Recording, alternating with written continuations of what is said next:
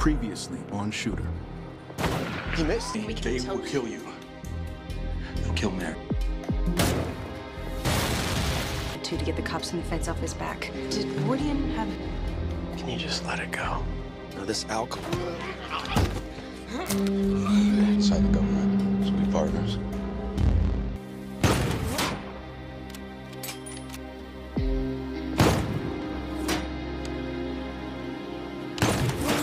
Halo guys, kembali lagi bersama saya Stephen di channel Bro View. Kali ini saya akan melanjutkan kembali alur cerita film dari Shooter. Dan sekarang kita masuk ke episode yang kelima dan keenam. Untuk itu sebelum masuk ke ceritanya, seperti biasa siapkan apa? Ya tentunya kopi dan nutbray untuk menemani kalian dalam menonton alur cerita film ini. Dan sekarang kita masuk ke filmnya.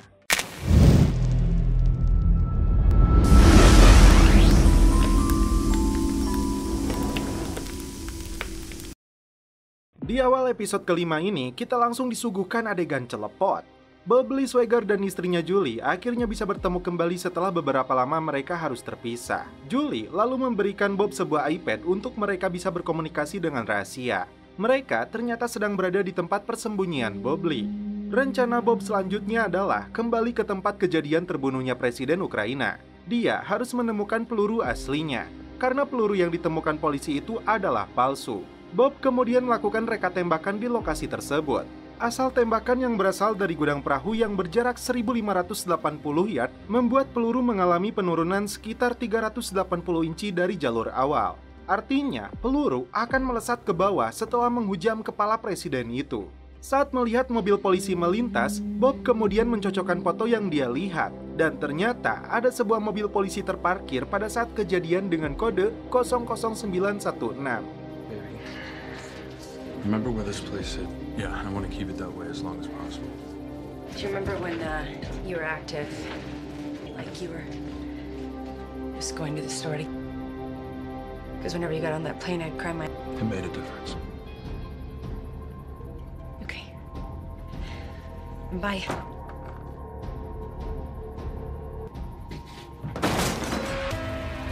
Di markas FBI, terlihat agen Memphis baru saja tiba. Kali ini dia datang dengan membawa koper pakaian miliknya. Di meja, dia melihat sebuah bunga mawar merah. Memphis lalu menelepon untuk meminta semua berkas tentang Dimitri Voider. Mengetahui bunga tersebut dikirimkan oleh Jack Payne, Memphis lalu membuangnya hingga membuat anggota FBI lain terkejut melihatnya. Bob kemudian mengirimkan pesan kepadanya. Dia bertanya di mana dia bisa menemukan mobil polisi dengan kode 916. Terlihat mobil tersebut masuk ke sebuah bengkel khusus kepolisian. Bukan Bob Lee Swagger namanya jika tidak berani menyamar menjadi montir di bengkel khusus polisi ini. Di rumahnya, Jack Payne kedatangan Johnson. Johnson ingin mengetahui apa yang sudah Memphis dapatkan berkaitan dengan keterlibatan mereka. Dengan sinis, Jack Payne menjawab hanya sebuah potongan demi potongan. Dia akan pergi untuk menjalankan pembunuhan yang diperintahkan Misum untuk menutupi kejanggalan mereka. Kembali ke Bob yang sedang mencari kemungkinan peluru tersebut bersarang di mobil ini.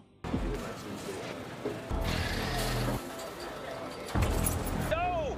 I gotta get in there! Evan said this was a rush job!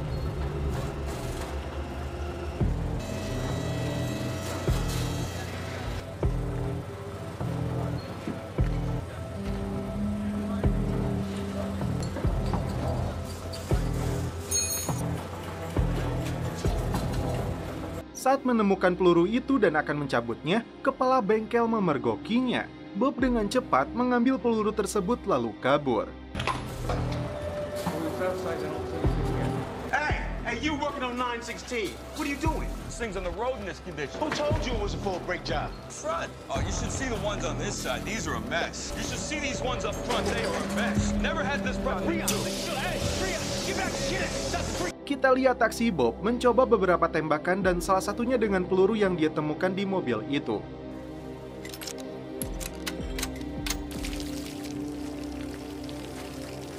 Karena kuatnya bahan yang digunakan, peluru itu bisa menembus 2 plat baja sekaligus. Tidak aneh jika kepala Presiden Ukraina langsung bocor.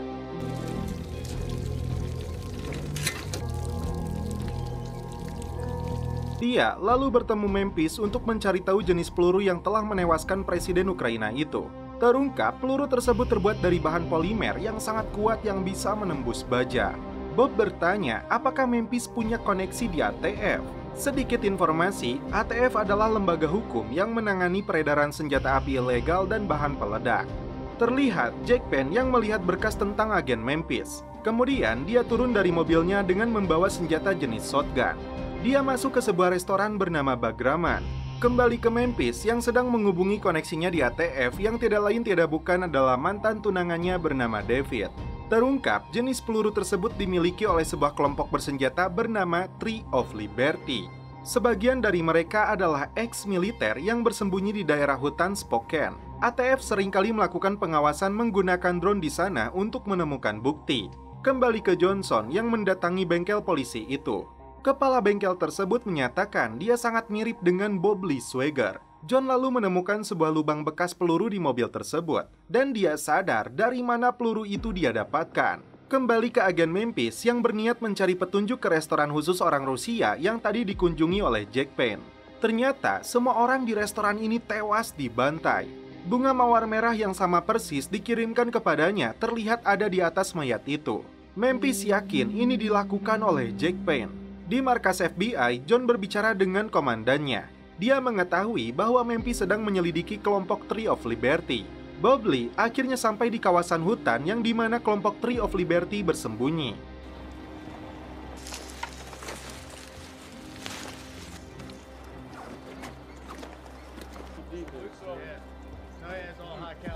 Dengan santuinya, Bob Lee mendatangi mereka yang langsung menodongkan senjata kepadanya. Joy yang masih muda tampak terkejut karena itu adalah Bob Lee Swagger. Alright. Yeah, we got us a dead man. I heard about your call to let the government know we're not all sheep. Kemudian datang pimpinan mereka yang rupanya mengenal Bob Lee. Ternyata dia adalah veteran perang yang pernah bertugas bersamanya. Bob menunjukkan kemahirannya menembak untuk meyakinkan mereka bahwa dia adalah Bob Lee sesungguhnya. It's not wrong to be suspicious. You're so great, how come you missed the president? Because I didn't take that shot. Kemudian Bob menunjukkan sebuah peluru yang dia kira berasal dari mereka. Keep him there.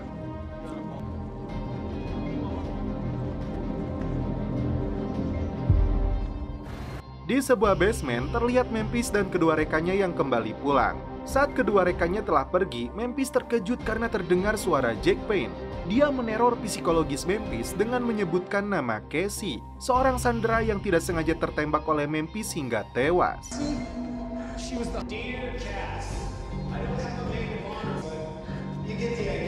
was an accident and I made yours. Why would I need to make peace?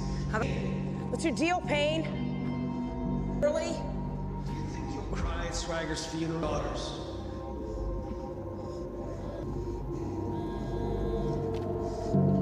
What the hell, Memphis? Kembali ke Bob Lee, pimpinan mereka mengatakan peluru tersebut ternyata bukan berasal dari mereka. Terlihat perbedaan ukuran meskipun bahan yang sama. Mereka memproduksi sendiri peluru tersebut, namun mereka tidak bisa menyebutkan nama pemilik bahan itu diperoleh. Runs our message boards for us and keep. We're going too soon. And what's the year a little bit more? Somebody has got to stand up. The one world government. They're gonna have another thing coming. For us. Crazy old kook up in Idaho, but he supports operational security. That polymer supply, we could use another long gun. Joey here, he'll set you up. Tadi duga, ternyata Johnson datang juga ke tempat ini. Dia datang sendiri dengan membawa sniper dan kostum kamuflasenya. Bob memperhatikan Joy yang sedang berlatih menembak. Dia lalu memberikan pelatihan sikap dan cara yang baik agar tepat mengenai sasaran. Hal itu dia manfaatkan agar dapat mengambil kembali HP-nya. Joy masih terlihat buruk dalam menembak hingga kakaknya mencemooh dia.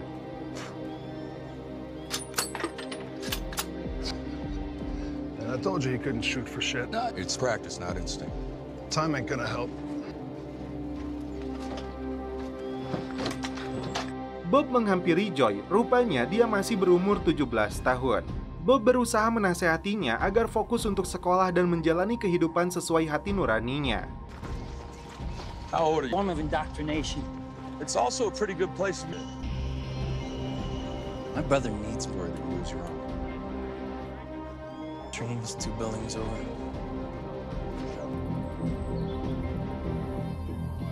Saat berpura-pura menuju toilet, Bob melihat bahan peledak dalam jumlah besar di sebuah mobil yang mereka sembunyikan.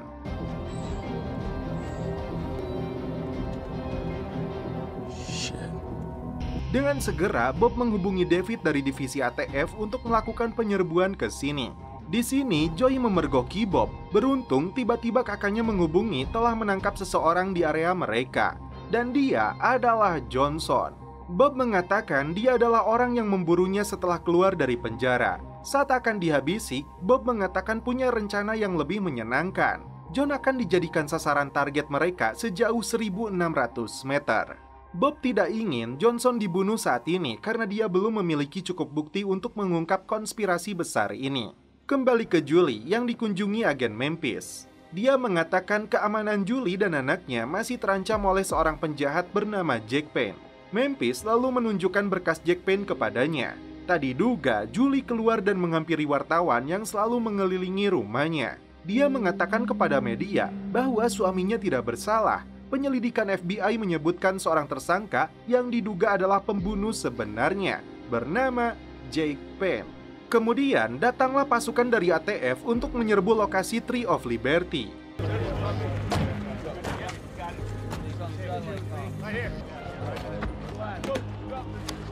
Terlihat Bob Lee membawa Johnson dan mengikatnya di sebuah pohon untuk dijadikan target tembakan. Kita saksikan. Grow up. No. Have a van load of bad shit, and they're planning on using it. So why don't you untie me and let me help? I trust you. Hopefully Rich's wrong about people before.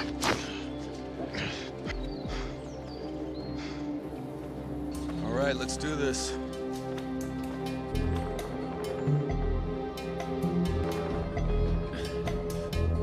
Catch your breath from that little walk. I'm good. On scope, range is exactly 1,600. You Navy boy. Saat giliran pimpinan milisi ini dengan peluru buatannya pun ternyata dia meleset. Drone dari pasukan ATF mendekat. Store ammonium nitrate. Watch how the Navy does it, Jarhead. I did, even with your fancy bullet. This piece of shit.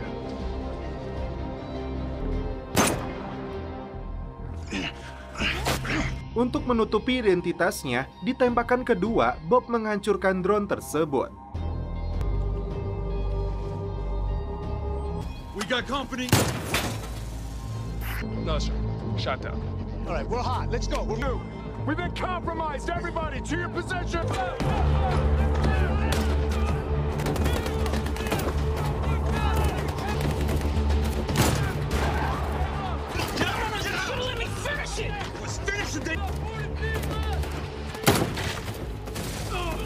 Bob lalu membebaskan Joy untuk pergi. Joy kemudian mengatakan sebuah nama yaitu O'Brien, orang yang menjual bahan polimer di Idaho untuk peluru tersebut. Bob lalu menyuruh Joy untuk pergi menyusuri sungai dan bertemu dengan kakaknya di tempat aman. Terlihat si Misum sedang santuy menikmati pijatan. John mengabari bahwa dia gagal membunuh Swagger dan keluar dari kasus ini. Namun Misum menolaknya karena menurutnya kasus ini baru akan dimulai. Di markas FBI, tampak Memphis sedang dimarahi oleh atasannya berkaitan dengan aksinya bersama Julie di depan media yang merusak citra biro ini. CIA, DIA, and every... Not only have you embarrassed yourself, you've embarrassed this entire bureau. I'm on the right side of this. Getting more... This case was solved when Swagger blew himself. I was the last friend you had in this building. Bob dengan motor Harley-nya terlihat melanjutkan perjalanan untuk mengungkap kebenaran lainnya. Tiba-tiba si Jack Payne berani nongol di FBI. Entah apa tujuan si Jack ini. Dia pun langsung ditangkap. Dan film pun berlanjut ke episode 6. Di awal episode ini, kita langsung disuguhkan penampilan aksi dari Bob Lee Swagger. Kita lihat.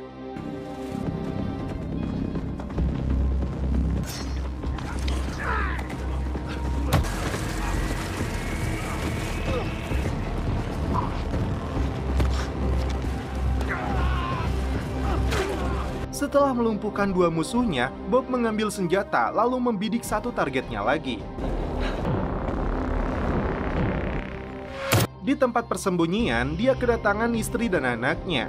Kedatangan mereka membuat motivasi untuk bertahan hidup Bobley semakin besar.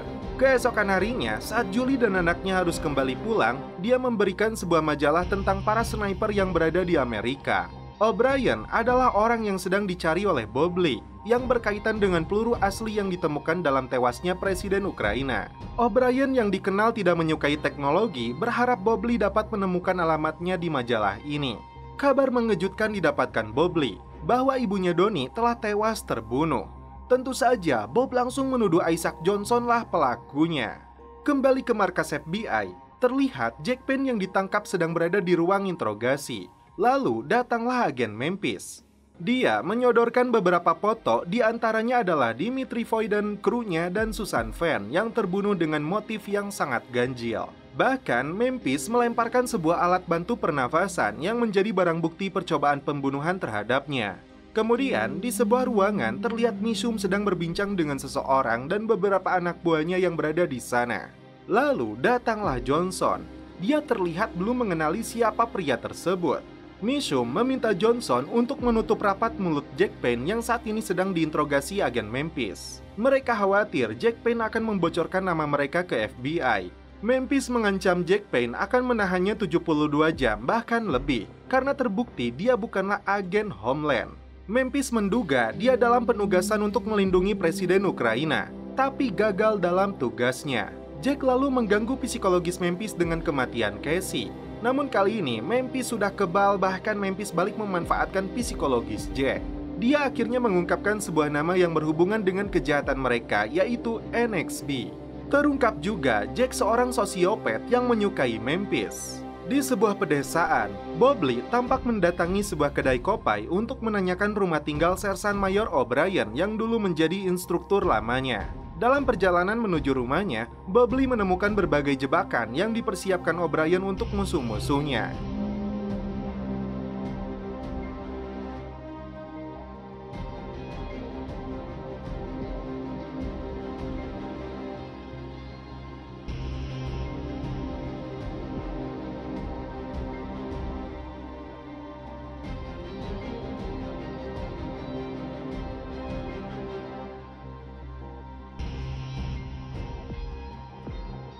Tiba-tiba, O'Brien berada di belakang dan menodongkan senjata kepadanya.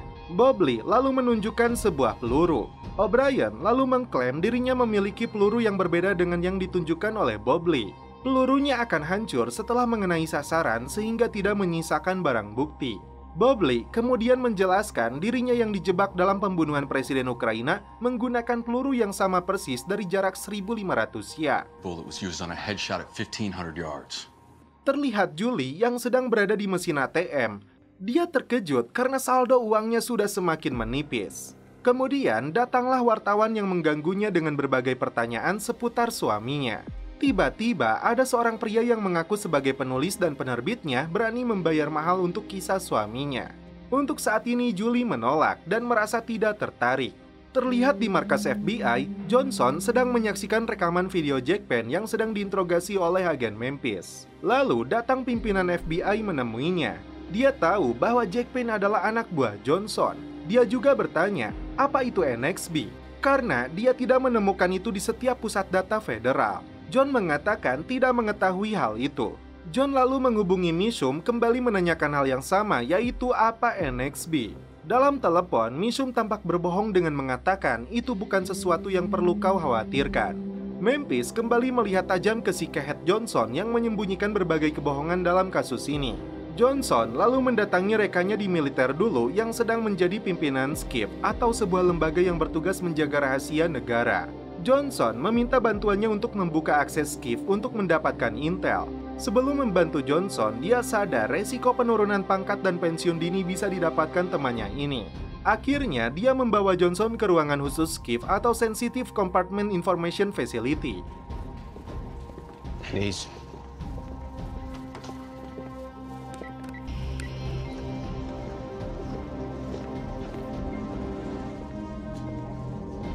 Should I? Kembali ke Bobley Swagger yang disuruh membuka tas milik O'Brien. Ternyata dalam tas itu berisi senapan sniper yang sangat keren yang diberi nama Black King. Bobley lalu mencoba senjata itu dan kita lihat guys. 1,550 yards out? Yep.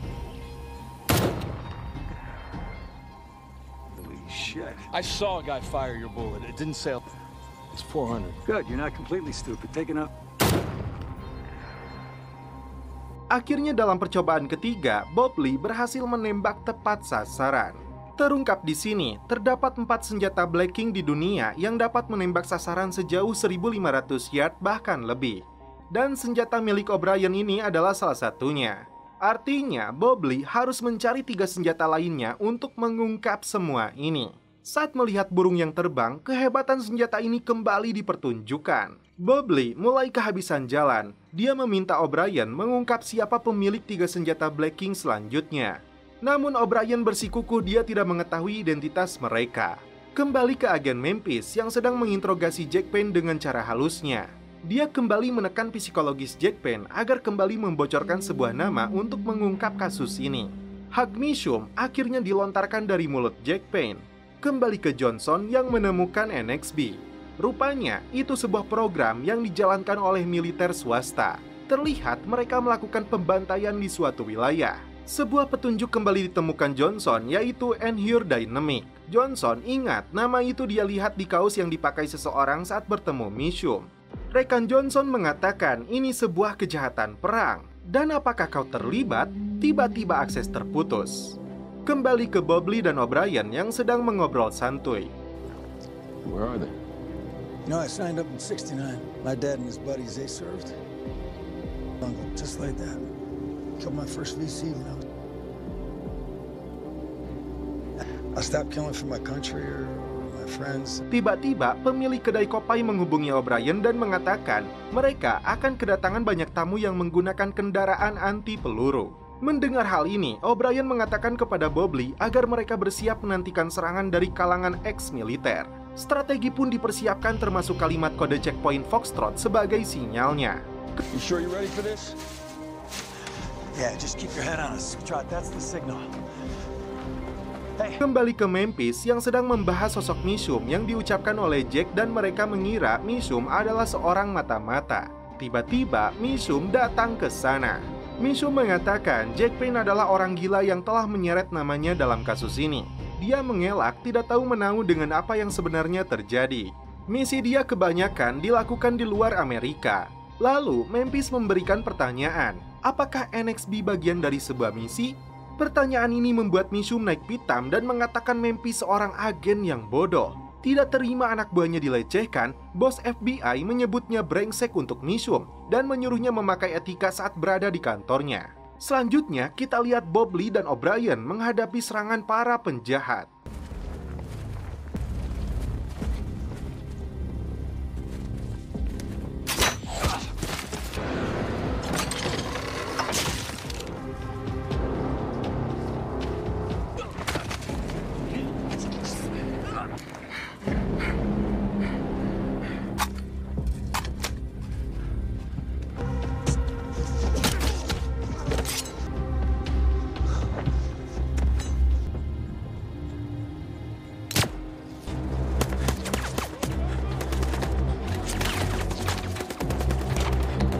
Naas, di saat meneriakkan checkpoint Foxtrot, kaki O'Brien tertembak.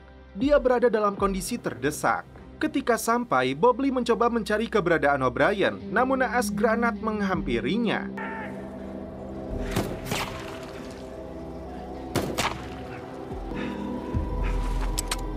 God damn. Shit.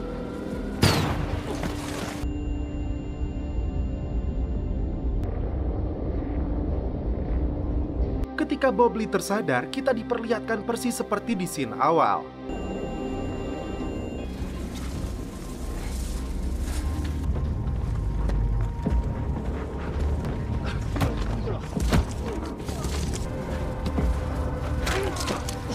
Dan inilah tembakan terbaik yang dipertunjukkan kembali oleh Bob Lee Swagger.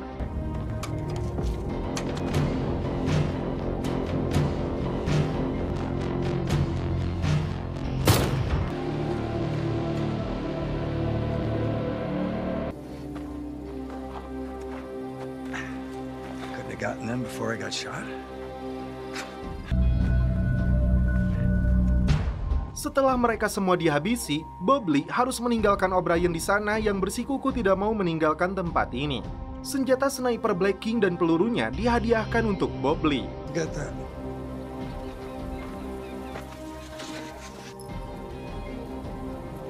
Make him cut. Bob Lee. That Black King. Finish it. Kembali ke markas FBI, agen Memphis harus kecewa karena Jack Payne dijemput beberapa orang dari sekretaris Angkatan Darat karena Jack Payne diduga melanggar artikel UNCJ. Bahkan, perintah itu resmi keluar dari pejabat militer. Di lapangan, Misum bertemu Johnson dan mengatakan kepadanya Jack Payne telah menghilang dari FBI. Dan terungkap 10 orang pasukan ex-militer yang memburu Bob Lee adalah suruhan mereka. Terungkap pula, awal Johnson ikut dalam misi ini karena Misum menjanjikan sesuatu dengan tujuan yang lebih besar, yang dianggap sebagai tindakan mencegah perang. Johnson sepertinya mulai sadar bahwa dia telah dimanfaatkan oleh Misum dalam misi kejahatan, bukan misi kemanusiaan. Dan setelah itu, film pun berlanjut ke episode selanjutnya.